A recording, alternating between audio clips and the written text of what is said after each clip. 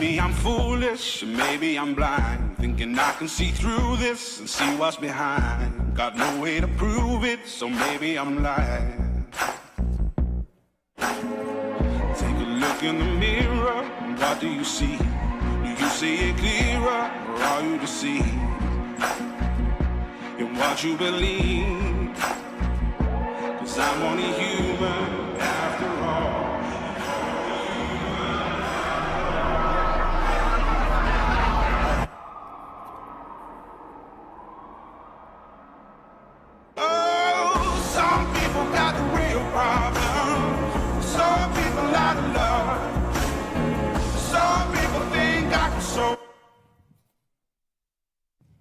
Good evening, everyone. Good evening. I want to thank everyone that's joining us in person and online tonight for our talk of dialogue across differences. My name is Janae Miley Stark, and I'm the program coordinator here at Second Baptist Church for the Mental Health and Wellbeing Grant. And the goal of this conversation is just to create a space for respectful dialogue across differences that fosters empathy and connection. And I know that especially in this polarized climate, we're about 34 days out from the election, it feels like everything's so polarized and so hostile. So these conversations are really difficult to have, but these conversations are also really necessary. And I kind of just wanted to really talk about, before we get started, we have a great panel up here of different people from different perspectives that are just going to share and have an open dialogue. We have Dr. Dante Morrison, a pastor off Miley here in Webster Guillory. It's going to be hosted by our pastor here at this church, Pastor Ivan Pitts. Why are these conversations necessary? Why is it important to have these types of dialogues? One, it helps bridge divides, because in our current society, we're kind of in echo chambers. We're kind of only listening to the people that agree with us. We're only watching the things that support us. So it's really, we're kind of not really hearing or understanding anybody that has a different perspective. And a lot of times there is a lot of assumptions. There's a lot of viewpoints that people have, maybe that, especially for politically, we assume that if someone's one way or the other, that they're a certain type of way. So there's a lot of misunderstandings and assumptions that are made. So having these type of conversations creates an opportunity to have some common ground to actually hear and understand someone. Another reason why these conversations are important is because it creates empathy and humanization. A lot of times when we see someone that's different from us, we don't really always treat them respectfully, but sometimes when we hear someone that's different from us and understand why they believe the way that they do, it helps us see people as more nuanced, sees people as more than just one way or the other. And it helps us to see that we all are individuals that have different perspectives, that have different ways of seeing the world, and that maybe that we have more in common than we think. And it helps us see people as more complex individuals besides conservative or progressive. Also, another reason why these conversations are important is because there's growth. You don't really have any growth when you're not being challenged. Like when you go to the gym, if you don't ever lift any heavier weights, you're never going to get stronger. So you're not going to have any growth if you aren't challenged to understand why you believe the way that you do, or maybe to understand and talk to someone that you don't agree with. It helps you get outside of your comfort zone and to have new perspectives. And so before we get started, I wanted to share, just because we're the Mental Health and Wellbeing Grant, a few steps to kind of help maintain your mental health. Maybe if you're going to be having conversations with loved ones over this next month or so, as we get into the holidays, about these different topics, how we can protect our mental health while we're having difficult conversations. One way to do that is to kind of set boundaries, to know when it's okay to walk away. If something's getting too emotional or too heated, it's okay to walk away and pause and take a break from the conversation. It's also being aware of your own emotional limits. Sometimes when you're having these conversations, you may feel overwhelmed, you may feel stressed, you may get anxious. It's okay in those moments to take a breath, to pray, to do things that maybe give you comfort during those times. It's okay to maybe do some exercises to help you maintain your mental health. And another thing to protect your mental health is to have compassionate listening. Focus on listening to understand instead of listening to respond. A lot of times when we talk to other people, we're not actually hearing them. We're just waiting for them to stop talking so we can say what we have to say. But actually listening to understand instead of listening to respond is a really helpful way to do that. And then lastly, a great way to protect your mental health is to decompress after having a hard conversation. Maybe that's journaling, maybe that's meditating, maybe that's talking with your friends. If you're having a hard conversation with someone, it's okay to take that break and decompress after having these difficult conversations. But I also want to let you know that will have a time for questions from the audience and for people from the live stream. So you did get cards. So if you could write down those questions, and there's one of our team members is in the back. If you wanted to hand those questions to her, and we'll do that later in the presentation. And for the live stream, just put your questions in the chat, and then we will be able to have those questions answered as well. But thank you so much, and I just want to pass it over to Pastor Ivan Pitts and welcome all our guest speakers tonight. Thank you so much, Janae. This is really an interesting topic because I was always told if you want to maintain healthy relationships with people you care about, two things you never talk about: religion and politics. And we are on the verge of having a political conversation in a church. Go figure. But this is an important conversation because this country is divided. And we're divided in many different ways. And one of the ways in which we're divided is politically. And I just want to ask the first question, jump out. Why do you think we are so divided politically? What about politics makes people so hot and bothered and upset? Dr. Morrison, I'll start with you. I mean, yeah, that's the Hey, we're going to jump right into it. Hey, everybody, how are you? That's really a huge question. One, I think the presence of social media plays a significant part in why we're so divided, because everyone now has an opportunity to state their opinion, to state their view, to state their stance. Whether it's right or wrong, they still put it out there. So the divide comes from just this followership that I am seeing that's not always rooted in truth or even best practices. We're also in a climate where it is very tense based upon racial divides, gender divides, sexual orientation, all that kind of stuff. So I think right now, because people have the ability to express how they feel and it go viral, I think it adds to the bridge that we're seeing.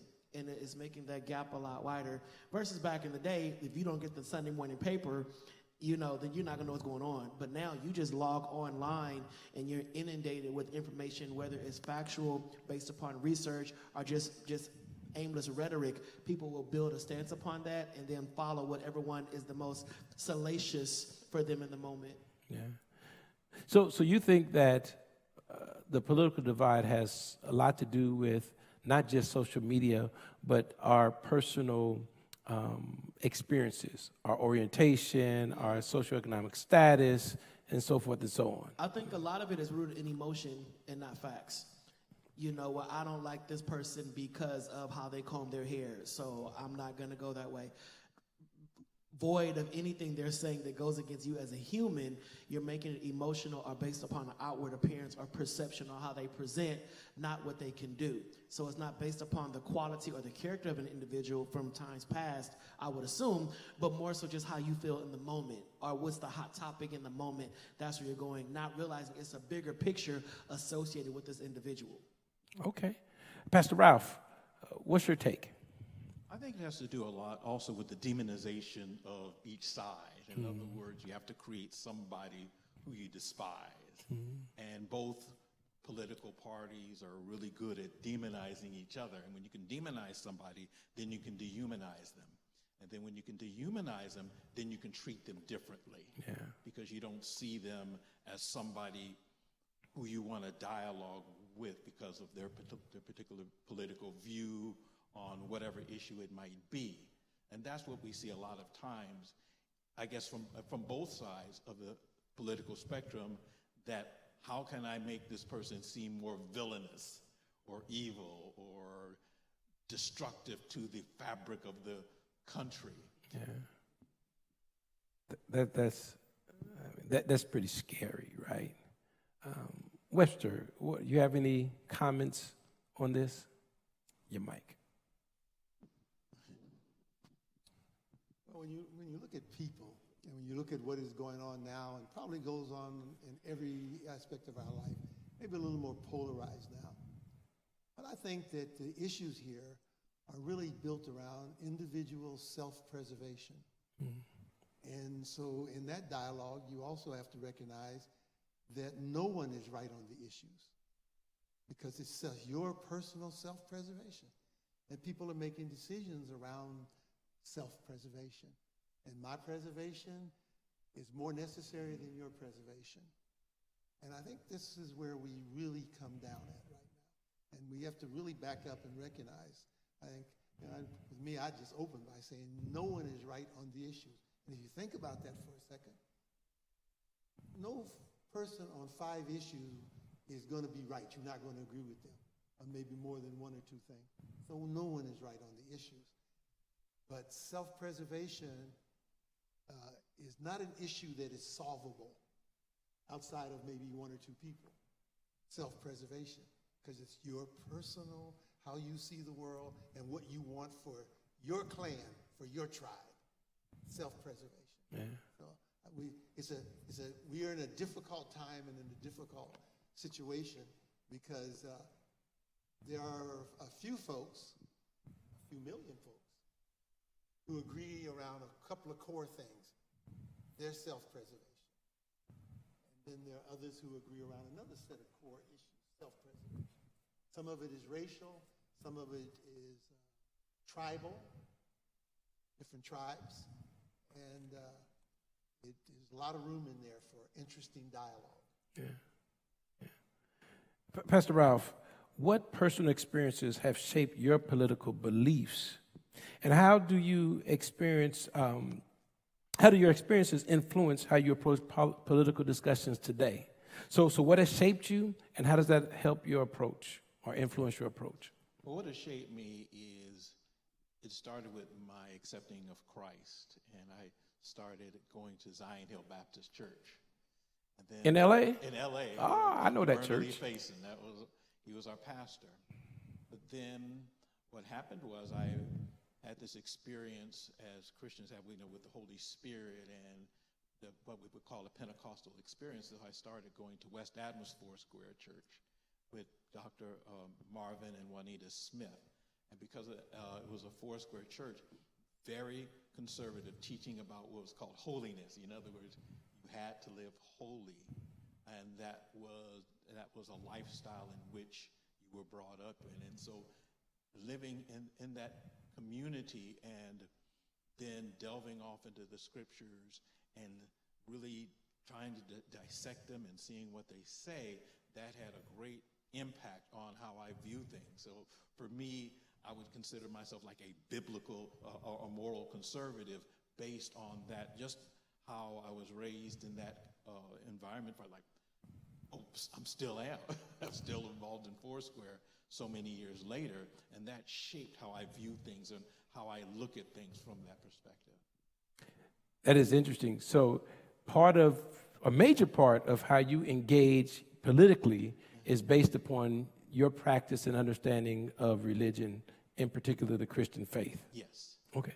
So it's interesting, Dr. Morrison, you have done work in the church and you represent various communities, and one of the communities you represent has been marginalized by the church. And so talk to me about some of your personal experiences and some of the work you're doing to help bridge the gap between those who've been marginalized by the church, even though this is a conversation on politics. But if politics and the church go hand in hand, then they also are tag teaming while they push people away. Right. And it was interesting when you were responding, I was like, Wow, the church. Hey. Remember where you are. Here we go. Praise the Lord, everybody. And it's interesting how you said that it shaped your views to where as people that live on the margin, it's like the church is the last place they want to be, or the last voice of quote-unquote reason they want to adhere to, because there's been so much exclusion and exclusionary practices based upon biblical interpretations and however you interpret scripture to, I love, self-preserve. You know, I think it's interesting because the work that I do is predominantly within the LGBTQ community, and a lot of persons within that community subscribe to Christianity. You know, but it's in a different way. It's in a different approach because of the disallowance to come into traditional spaces. And I think that when you have that conflict between church, government, biblical interpretation, it's like, well, who do I listen to when it comes to a candidate or a party? Because on one hand, we can say this one is more supportive of me and who I am, but this one is further marginalizing me based upon scriptural interpretation, our spiritual approach, our biblical understanding. So I'm not safe going into the church. I'm not safe going into the bakery. I'm not safe going into the workplace, all because of biblical understanding. So how do I align my belief in Christ? How do I align my love for the black church, which is what I was raised up in? How do I align all of this and stand with a political party? And I think that is a huge challenge. So as one that works within communities that have been disenfranchised and exiled, for lack of a better word, working in that space, trying to navigate cohesive and healthy conversation can be difficult, because how do you invite the community that loves and desires Christ to come into a space that tells them they don't belong here? I think it begins with dialogue. You know, if you look at Jesus and the woman at the well, he wasn't even supposed to talk to her. Right. She was she belonged to a marginalized group of people, the Samaritans. She was marginalized because she was a woman. And she was marginalized because she'd been married 5 times. But Jesus engaged in dialogue with her. And engaging in the dialogue, what you do is you give that person a sense of value. In other words, they're actually listening to me. And as a response, she went and told everybody, and they came to see Jesus. But what he did is that he engaged her, and he didn't demean her. And as a result, people came to Christ. And that's what they would say. That's what the religious leaders would say. He's hanging out with the tax collectors and the sinners. Right. Because that's where he would hang out. And they would talk to him about that because they marginalized them. And that's what I think we get a template, is we have to converse. We have to have that dialogue with each other. We don't necessarily have to agree, but we at least have to have this dialogue and exchange with each other so that they feel, all right, that I'm being heard. But I think that also comes with a willingness. Yes. And what I'm noticing is an absence of a willingness to engage in those tough conversations that involve humanity and the totality of an individual. And when you lack the willingness to have that dialogue, it's gonna further that divide. And I think that's on both sides. And you have to be intentional. You know, in other words, in order for that to be effective, you have to be intentional. And so for us, if we're going to engage with people on a different political spectrum, we're going to have to be intentional about conversing with them, because it's not going to come naturally. Yeah. Brother Webster. When you look at what is going on and where we are in large part, where we are in large part, and how the country and how people are divided in large part, many of the people on either side of the spectrum, they have really set religion aside. They're not making decisions around what their religion or what the Bible or what their minister may say or whatever. Again, back to that thing of self-preservation. Is superseding, in many, many places, superseding religion with common sense, any variety of things. And so the traditional approach that we have traditionally looked on from a religious standpoint, from a mankind standpoint, and things like that, it's very difficult to have that conversation today. Walk into many churches today, and you want to have a political and a religious conversation, right away you start to run into trouble. Right away we begin to run into trouble. There was a time we could have conversation, but today, because of the way that the country and people are polarized, it is a very difficult conversation because you can't bring the two things together. They won't allow you to bring the two things together. They're not allowed. And if you look around, you say, how can you have that belief? How can you take that approach? And people will look at you and they say, well, because it's good for me. It's right for me. I see it as being right for me. On this issue, I'm right. But can I ask a question? Do you think that is because, and I'm assuming the youngest one up here, do you think that is because at one point the black church actually stood behind a cause? When we go back to the civil rights era, the black church stood behind causes. And right now it seems like a lot of black churches have left the cause movement and trying to do the community building for something else. So what kind of causes do you think? When I think about, well, from what I've learned about the black church, the black church was formed because they were trying to escape, just white supremacy and whatnot. And then we go to the civil rights era, and the meetings that the black church had, they came together to construct a way to fight systemic oppression, to fight marginalization. And then it seemed like once we got this illusion of freedom, it seemed like the marginalized began to marginalize, and the oppressed began to oppress others. And I'm wondering if that plays a part now in why the black church is not viewed by some to be this source of awareness, this source of activism, this space where we can come together and really get the knowledge we need to best understand what's going on in American politics. So again, let me, if you will, go back to what are the issues. Because the issues today are the same as they always were. Agreed. They're all the same as they always were. Many of the same problems and issues from community to community are pretty much the same. And the dialogue that we are listening to and getting from different people and everything, that dialogue is not much different either. More of it is out today than used to be out. People are willing to say things today that they weren't willing to say before. And we're seeing that. We're seeing that acted out. And then we're seeing young people are acting out many of the things that... So your point is correct on that issue.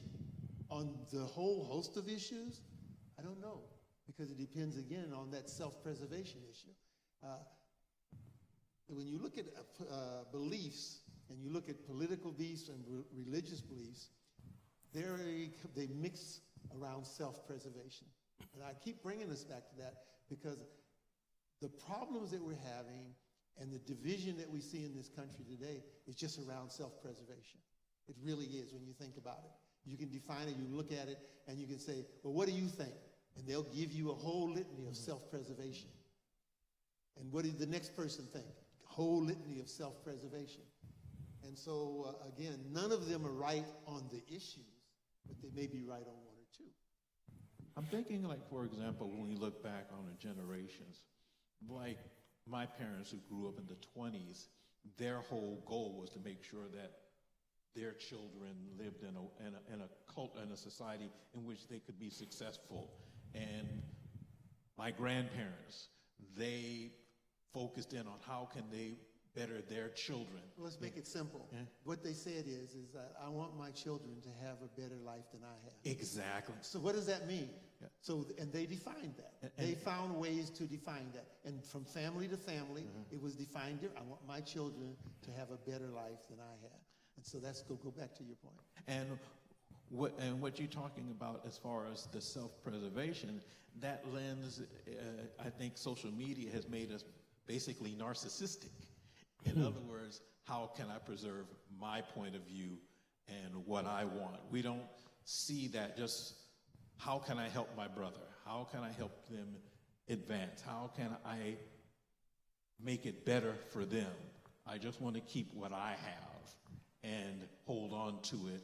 And if you don't get ahead I'm fine. But that wasn't necessarily the mindset of my parents or their parents. And I think the social media has made us a narcissistic society where self is more important than the concerns of my brothers and sisters. It's interesting because there is this duality between religion and politics.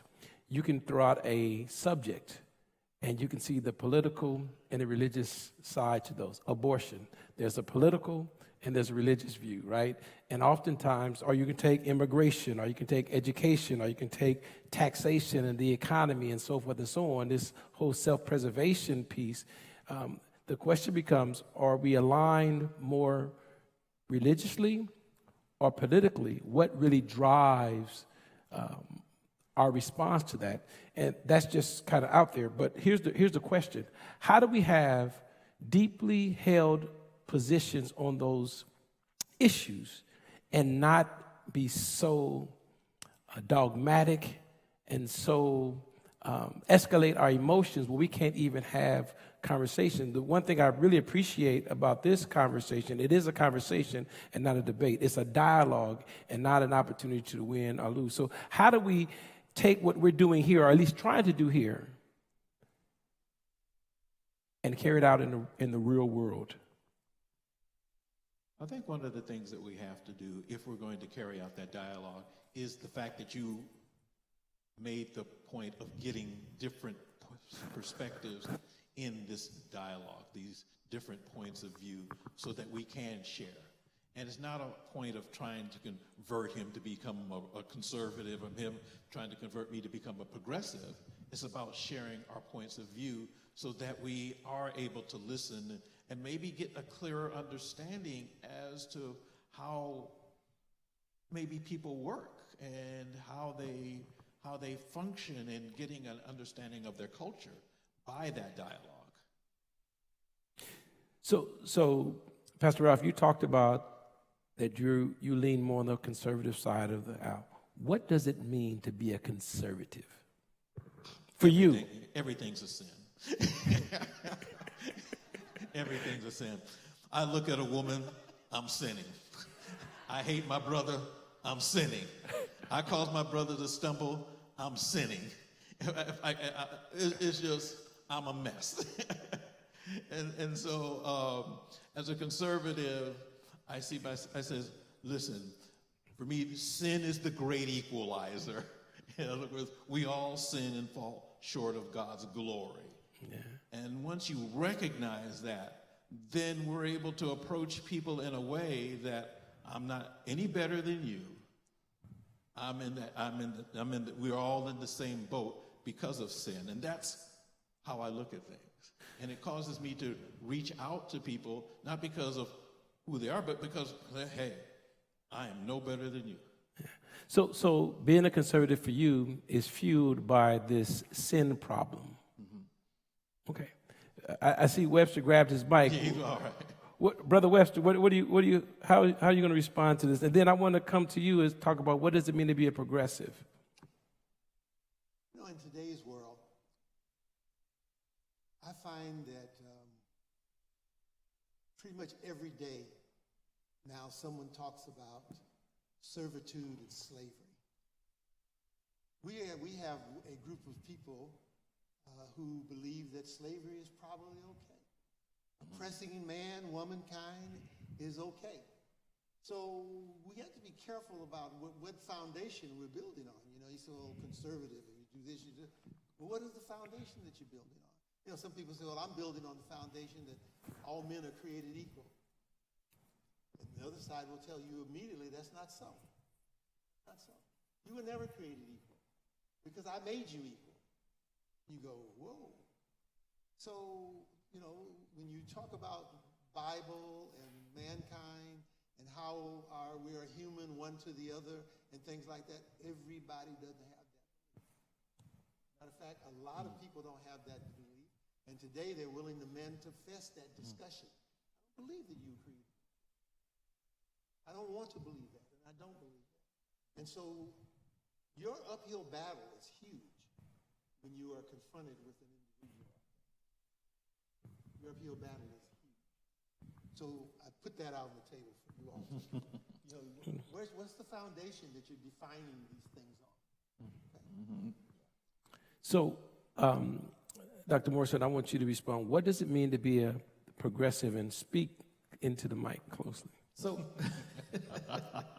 so for me, I think you really hit the nail on the head when you said we are still debating and trying to resolve the same situations from way back, from decades ago.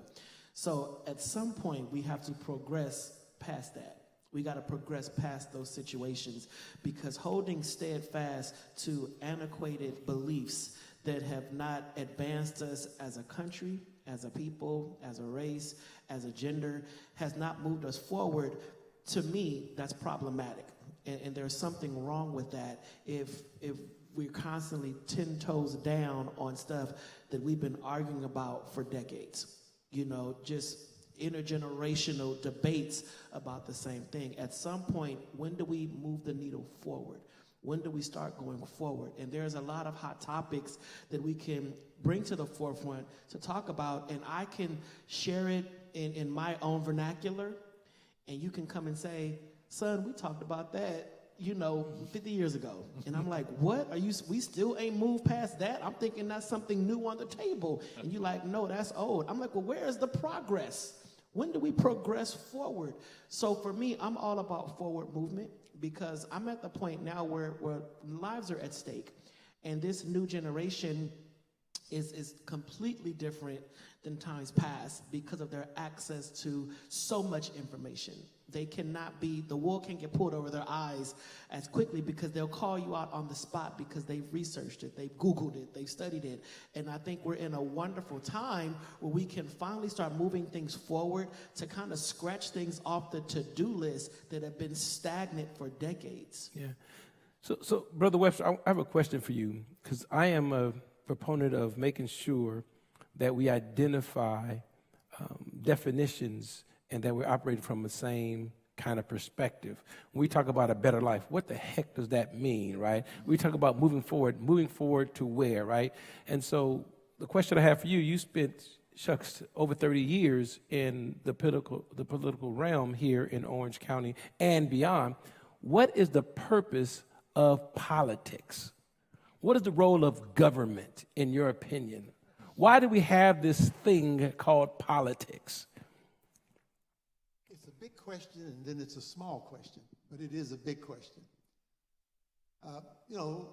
It goes back to how you want to define this thing and how you want to define this journey that we're all on. And you have to be careful that enough people have the same definition that you have, to where you have what we call constituency, okay? And so, you all believe that we live in the freest country in the world. We live in a country where it's kumbaya some days. Everybody loves everybody, right? No, not. Okay. So politics is one way that we express differences, and the big bugaboo in the room is religion.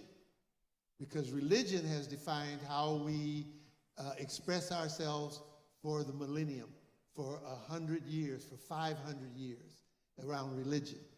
And you cannot get away from one or the other. So politics doesn't stand on its own 2 feet. It doesn't have 2 feet to stand on. And you have to be careful, because religion doesn't stand on its own 2 feet either.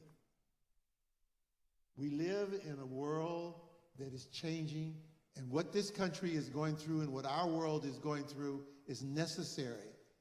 I don't know how we're going to come out on the other side, but we will. We'll come out on the other side. But I'm not certain right now how we're going to come out on the other side. But what is going on in this country and in the world today has to happen. It has to happen.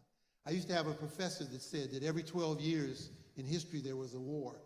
And people would say, well, why was there war? He said, because a war was necessary, because we hadn't had one in 12 years. He had simple answers. He said there hadn't been one in 12 years, hadn't been one in 20 years, so we had one. There was crusades every, 50, 100 years? There was a crusade. With those of you who all practice religious history. With me, I practice world history. So we are living in a time that is necessary for us in this time. And how we will come out on the other side is up to us. It's up to us, up to this young man here. And I agree with you. It is time for us to step out from where we are and make some decisions that will be critical to our future.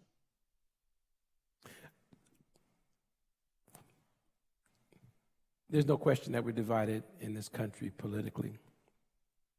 The question becomes for us, what are the steps that we can take today to begin to bridge the political divide? Not necessarily ideology, but practically and from a relationally standpoint. If I'm never going to agree with you or never going to agree with you in your political positions, how do we coexist in harmony, respect, even if we can't believe the same? I think one of the things to look at, Real practical. real practical, Real practical. love the Lord your God with all your heart, all your soul, all your mind, all your strength, and love your neighbor as yourself. It boils down to that commandment. I was going to go there. I was actually going to go there. Because I am not certain that unless we lean on religion, for all of us lean on religion, that this situation that we find ourselves in, we are going to be able to correct. Because there's no foundation to correct a lot of it, other than our religion. So it's an interesting point that you brought up when you put in the religious part of it. So it's back to politics and religion again. And religion plays a dominant role in our politics of today. Politics plays a dominant role in our religion of today. So, And you look at how Christ described who is my neighbor. He happened to use a Samaritan who was despised by the religious leaders, and he used him as an example of loving your neighbor. That means you taking care of him. You care for them. And when they are in need, you provide for them. So I think that's a practical way in which we can address this political divide, is to love our neighbor. And then Jesus says, then love your enemy also. And that's the more difficult thing that he asks us to do, is to love your neighbor. And so let me throw an item in here. That's not enough. That's not enough. I think that we have to have something else, other than just to say, love thy neighbor. We've been built around that for the last 100 years. People say, oh, we're going to love our neighbor. We're going to allow mankind to progress on his own and at his own pace and everything. And then I go back to self-preservation. Well, if you look at it, Jesus was really practical. When he said, when they were saying love thy neighbor, he presented that example of the Samaritan doing practical things to help his neighbor. That means we have to do practical actions in order to help our neighbor, to love our neighbor, to be there for them, something that's tangible, that can be seen and observed.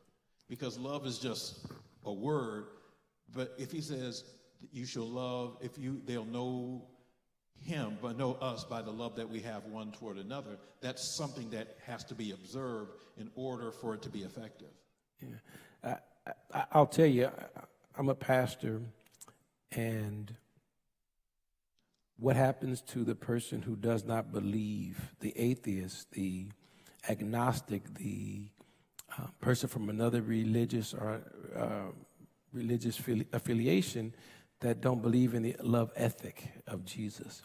Or what happens to the person who did believe in Jesus or does believe in Jesus but doesn't recognize the love of Jesus in Jesus' church? Mm-hmm.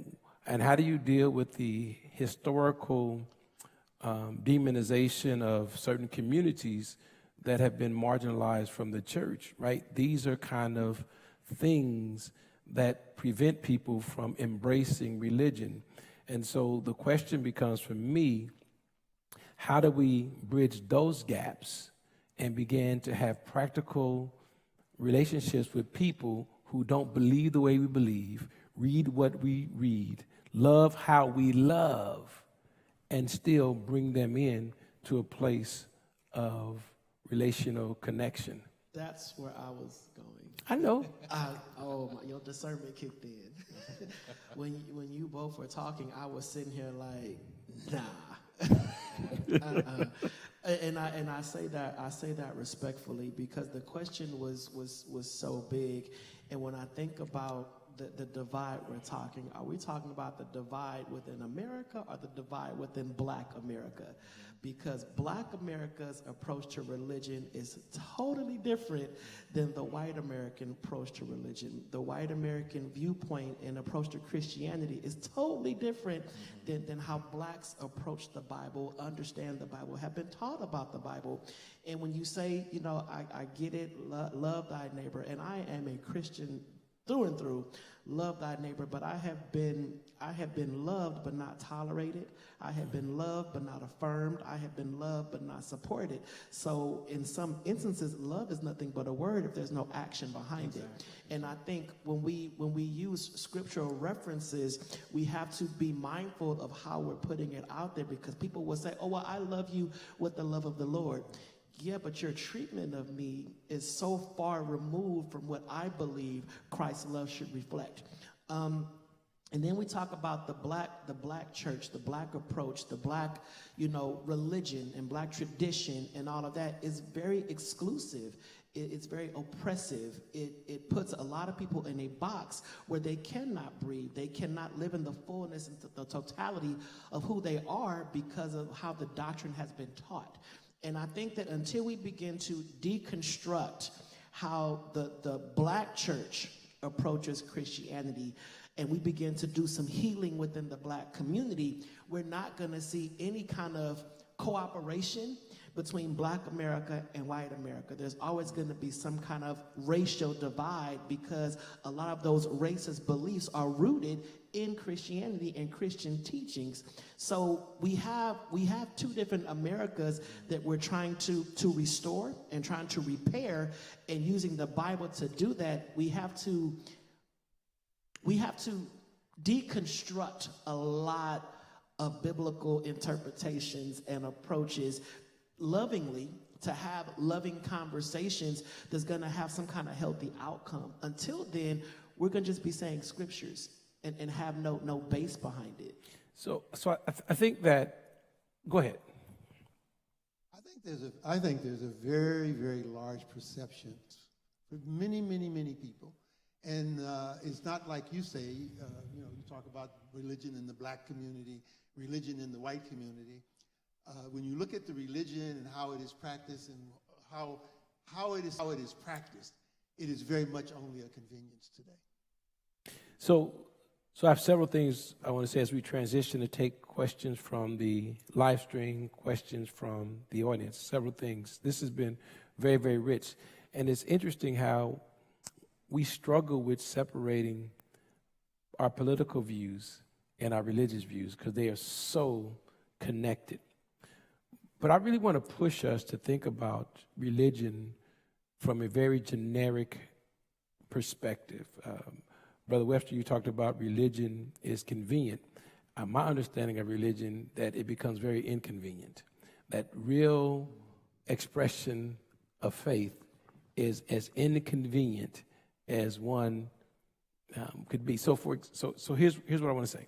I want to say that the generic definition of religion is a connection to a higher being that inspires you to be better than your worst self, and to inspire others to be better than their worst self too. If you want to say better than your sinful self, better than your fallen self, whatever that may be, better than your selfish self, but religion at its core, whether it is Christianity, whether it's Judaism, whether it is Catholicism, whatever it may be, Hinduism, whatever it may be, it is a connection with something greater than you that knows that you've been created for a purpose. And there are things on this earth and in life and in us and outside of us that work against that. And how do we connect to that higher power to become better than our worst self? If we accept that definition, then we must subordinate any other affiliation to that reality. We must subordinate our political, our educational, our relational relationships to that greater relationship, which is we call love, to love self and to love others as ourself. Then we must vote, or we must have political views that live out that creed. You have a dilemma. And the dilemma is, where is the constituency of the willing? The constituency. The constituency of the willing. Where is that constituency of the willing? Because for me to say to embrace religion and to believe, I have to be willing. And right now, we do not have a very large constituency of the willing. And that's why I say that religion has become, in many, many, many communities, and to individuals in those communities, just a convenience. They go to church, it's convenient to do so because it makes them look a certain way. They do certain other things because it's the thing to do. Back to, there's the imagery of it and so on. But back to this young man's point over here, some things need to change. Some things have got to change. So I don't disagree that religion has become convenient. I just don't think that's the religion. The convenient religion is the religion of the Bible, at least of Christianity. And so I think there's a couple of things. One, that we have to be very steadfast in sharing that authentic faith. And two, trust that there is a greater power that's working in us and through us to make it happen. You know, we talk about the word won't return void. I'm not going to start preaching. I'm going to stop. I'm going to take some questions from the audience. Pastor, so that basically all you're saying is there's religion and there's relationship. Yeah, relationship, yeah. You know, That's correct. Religion is, people are like, okay, I can click on TV and watch some religion, but that relationship takes work, and that relationship also ties into a level of self-accountability. And you said basically, if we don't look within and start doing that internal work, we're never going to change. If we're always looking at our neighbor saying, you change, but we change nothing. And that's where that relationship comes in. Yeah, it's funny because, you know, one of the greatest theological lines of all time comes from the great prophet of Michael Jackson that says, I'm starting with the man in the mirror. I'm going to ask him to change his ways, right? And I do believe that change starts from within and it flows outwardly. So we have a question, maybe, possibly. I was going to say, for those that are here in person, we have a staff member in the back that you had the cards that you can hand to her for those questions. I don't think we've got any from the live stream, but I have a question that I think would be helpful. For Pastor Ralph Miley, from my friends and people that I know that have heard kind of the like love your neighbor type of response when it comes to, I'm speaking specifically for people that I know that are in the LGBTQ community. A lot of them feel that the love thy neighbor line doesn't really mean anything when a lot of the conservative party supports policies that go against the right of an LGBT person to live their life.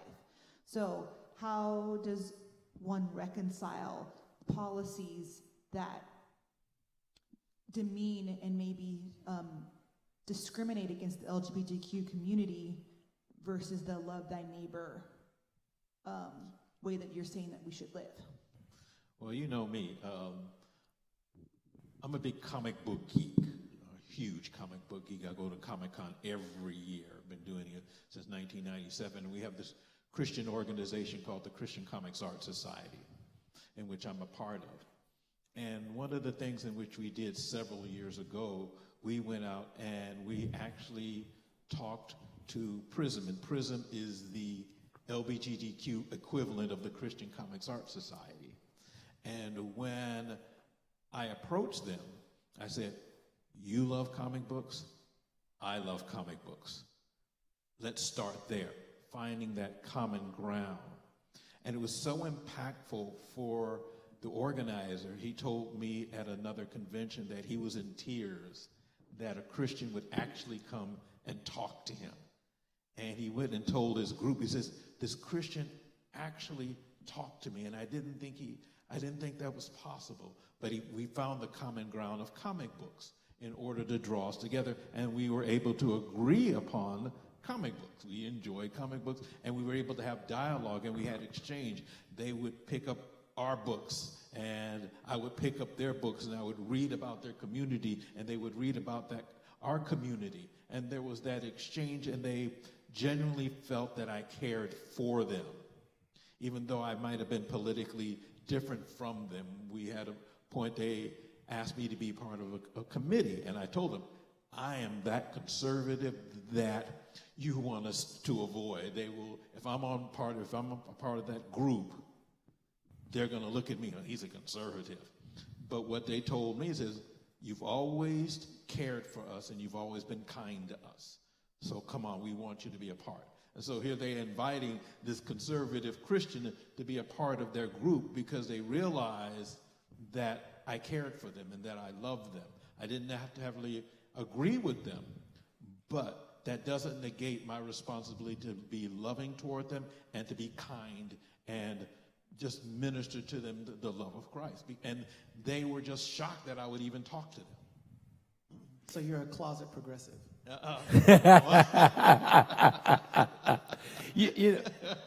Come on out. Isn't there? But what it is just dialogue. And when they asked me, I said, yes, they didn't even, as they just said, we'll just agree not to talk about certain things. But it was that kindness that won them to have me be a part of it. And that's what I think is very important, is that there is that willingness to cross that divide and be able to talk with them. And we've had Muslims on our group, we've had Wiccans, and all that we've done is just listen to them talk. It's odd for me that we talk about being conservative or talk about being progressive, and we're talking about being the church, and there are people who won't receive us because of our religious beliefs. And I think that there needs to be a point where we confess our own religious sins, that we have allowed our religion to get in the way of our love and our relationships, and that we don't always lead with love, whether we are progressive or whether we are conservative. We sometimes use our progressive side as an excuse to be unloving to someone who is conservative, and vice versa. And I just think that one of the things that we really need to get into is, how do we lead with love? And if we want to go back to how do we identify the word love, we can get into that conversation. But how do we lead with love?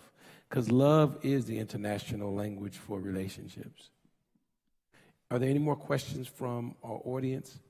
Yes, sir. We have one online. Okay. The question is, why is there a huge gap between how white evangelicals and pastors view political issues such as immigration? I'll give you a word: biases. And each of us, depending on where we come from and how we come along and grow up, have biases. And it's back to the subject we were just discussing. Why do I have to accept somebody? Why has it been 200 years and I've never been accepted in this country? Why do I have to accept somebody? If we truly believe that thing that says that all men are created equal, all women are created equal, all humanity is created equal, then why do we have to accept somebody? I don't have the authority to accept somebody. What makes me think I have to accept you? Where did I get that power from, that I have to accept you? I don't have the authority or the power to accept you. You are. You are.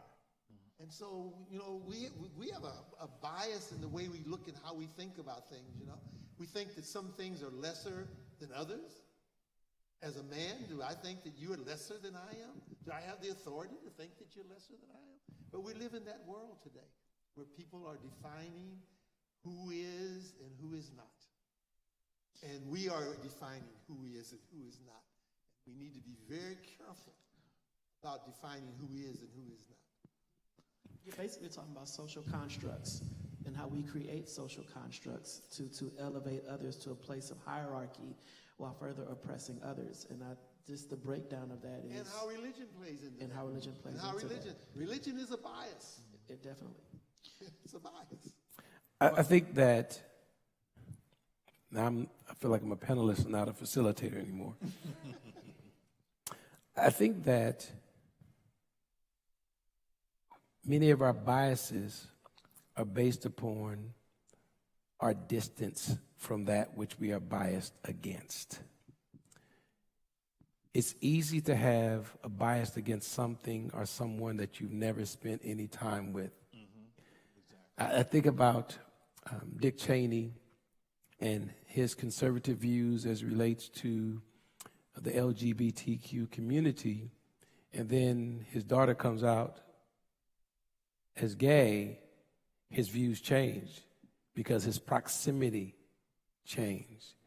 I hear about people who have strong views on there's no racism in this country or in this world, and then they have a biracial grandchild, and their proximity changes and their views change. We have people who have demonized the immigration issue, and as if it's only people from Mexico that are coming to this country illegally, when the truth of the matter is the highest level of illegal immigration is not from Mexico at all.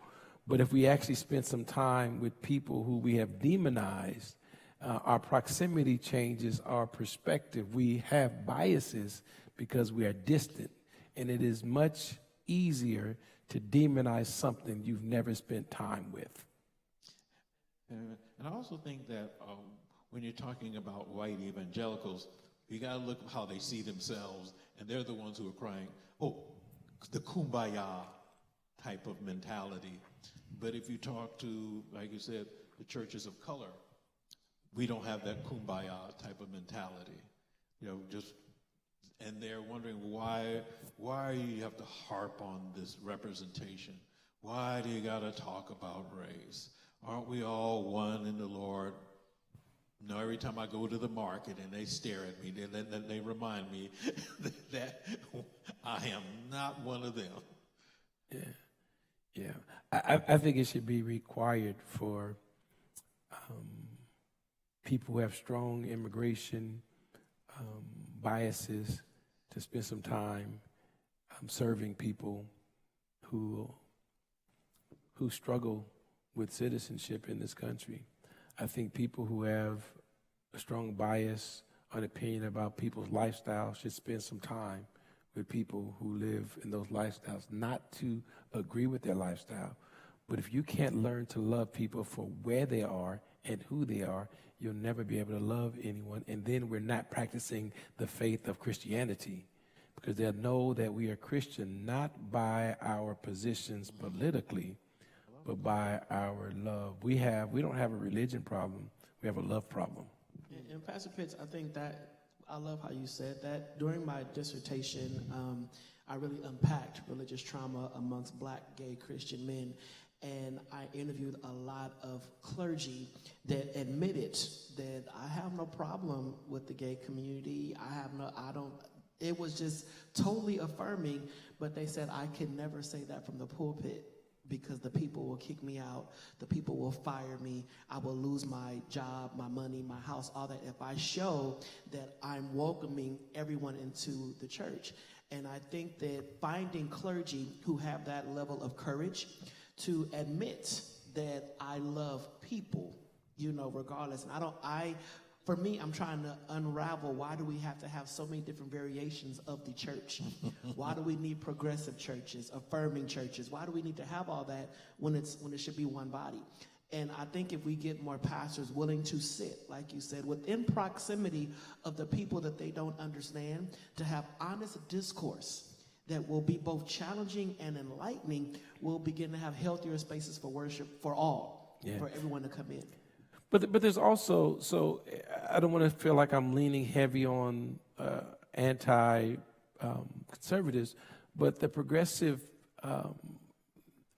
movement is sometimes overly sensitive and not very loving themselves. I remember, so I taught for years at Cal State Fullerton. And I remember my first day at the university, and people were going around introducing themselves. Hi, my name is Ivan, and I am he, him. And I was like, what is that? I had never heard that before in my life. His, he, him, his. He, him, his, see? And then my name is Sheila, and I'm her, she. She, her, hers. She, her, hers, see? And I'm like, someone's punking me? Like, what is this, right? And then they went around, and I was completely confused. I didn't know what that was. I had never heard that ever in my life. And then I said, all right, guys, come on. And then one girl jumped in, guys, wait, that's a biased statement, and and I was like, and they just beat me up, and I literally was afraid to even read from my PowerPoint presentation because, a group of progressives were ready to destroy me because I had walked into something that I had never, ever experienced in my life. And we got to be honest, you can't just criticize conservative. You also have to challenge progressives to be patient enough for people who gently want to love, figure out how to love someone who is completely different. I can't walk into that room and love you if I've never seen it before. Give me enough space to figure out how to love him that's now a her. It's not because I'm biased. It's not because I don't love the Lord. It's because I've never seen that, and I don't know what to say. I agree 100% with you. Let the church say. Agree. Amen. I agree. You forgot they, them, there. They, them, see? I agree 100%. I'd never heard of that before, and so do agree. don't demonize me and don't label me as unloving, another pastor who doesn't care because I'd never heard the They, them, the there. pronouns, right? But it's a trauma response. But I understand, and when I talk to clergy, being openly gay, I use that to say, okay, listen, I'm going to be your safe space to ask all the questions I don't want you asking out there in public so you won't get attacked. And I allow that opportunity because I know it is a lot of changing variables. Even as an openly gay man, there are terminologies that I don't understand. I don't get it. I was like, they, them, there. How many of y'all is up in there? I don't get that. I did not understand it. So I even had to go through sensitivity trainings to understand how to navigate through spaces. So I get it. And I think it is on both sides. On some parts, I'm conservative. Like, no, that don't make no sense. But I do believe that as this new generation comes and they're pushing back against systems that they have witnessed their parents get oppressed by or their friends get oppressed by, so they're trying to stand in the gap. So unfortunately, you got people like you will get the brutal attack of that, but it's not you. It's a system they're trying to combat. And we see that in all different facets of pushing back against resistance. Yeah. And so the point is, Brother Webster is going to make a comment in just a moment. The point is, there's room for growth on both sides. It's not just the conservatives. It's not just the progressives. All of us have to grow in our love. I think on that subject, this whole issue around, sometimes I pose the question when I'm in groups and things. I say, why do I have to tolerate you? Why do you think I have to tolerate you? What is it about you that makes you think I have to tolerate you? Because I don't have to tolerate you. You are a person. You are whoever or whatever you are. But don't ask me to tolerate you. There's another thing, too, that I think we need to focus on a little bit. We live in an age where information and the ability to gain information about things, even the ability to maybe create some knowledge, that thing called knowledge, from the information and data which is available. We live in a time when people are very vocal and very much heard, very much able to be heard. From the farmer to the cook to the baker to the fry cook to the kids flipping hot dogs or hamburgers at McDonald's. We live in a world where we are all able to be heard. But really, it's not the first time because it's been going on for a while. But we are able to be heard. And I ask people a lot today. I think a lot about this issue. When you get new information, what do you do? I change my mind. What do you do? And I'll leave you with that. That's a great point. The challenge may be, do I want new information? The challenge is, do I want new information? All right. That's. I think that goes back to Pastor Ralph's original statement, or maybe it was Dr. Morrison's original statement. We cycle ourselves in the familiar, and that's what's comfortable. And I believe growth is uncomfortable, and I think love is uncomfortable. And if we want to make a more perfect union, we have to move in what's uncomfortable. Pastor Ralph, final kind of comments, and then we'll hear from you, Dr. Morrison, and we will invite our lovely host to come and close us out. Well, I think what we, when we talk about that is that there is no monolithic point of view as far as conservative. That's like grouping of all blacks are this, all Latinos are this, all gays are this. In other words, you're lumped in a group. And that's what I find challenging, because all of a sudden I'm lumped in a group. And what I try to do is, all right, then I'm going to start defying, I'm going to try to defy your expectations of me, because I am more than a conservative. For me, Christ is the center. Everything else rotates around that. And I focus in on being more Christ-like, and that's the challenge each and every day, is to be like Christ. And the things that Christ asks of us as believers are going to be challenging, to reach to that Samaritan, to reach to that Canaanite, to reach to that Gentile, which we're not familiar with. And that's where the challenge is, but that's what he's commanded us to do, is to go out into the world and preach the gospel. Yeah. Dr. Morrison. Just for one, thank you for this opportunity, because this is a great discourse. I think it's needed. And then I agree. You don't have to tolerate anything. We don't. Same way, I don't have to tolerate someone, non-black person, calling me the N-word. I don't have to tolerate that. But I think that we also have to be careful in our intolerance that we're not further oppressing anybody, because we can be arrogant in that lack of tolerance, and then we're doing more harm to the individual than good. So there's a difference between not tolerating and then not being respectful. My thing is, I tell people all the time, you don't have to like me for being gay and all that kind of stuff, but you will respect me as a black man, because I'm black first.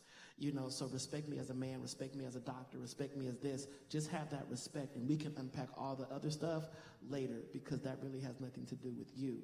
I think that this is a great first start to healthy conversations about religion and politics, and how we can all work together to just breathe. Because one thing we have not done in about the last 5 years is really exhaled, because we've been dealing with so much trauma, loss, grief, and now we're in this political era where we gotta choose a candidate. We have not had a chance to exhale. So hopefully by November 7th, we can breathe. Either whichever way it goes, we can just let the air out, just kind of sit back and say, okay, Lord, here we go for the next part of this. So thank you, Pastor Pitts, for this. Thank you. Well, I am honored, and I'm grateful for you all to share with us today. And I think we've made great progress. We've had a progressive black gay male invite a conservative black man to come out the closet. So I think we have had a great, come on, let's. And so, Pastor Ralph, enjoy your new freedom out the closet. And Yeah. come on, Janae. Why don't we thank all of our panelists tonight?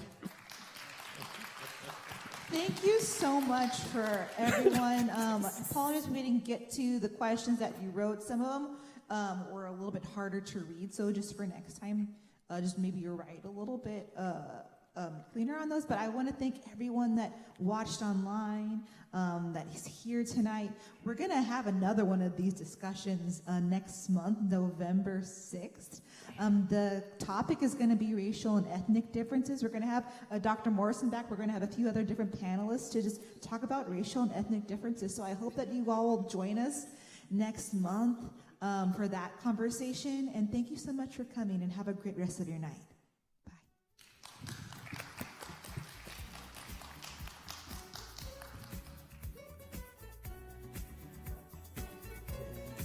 All right.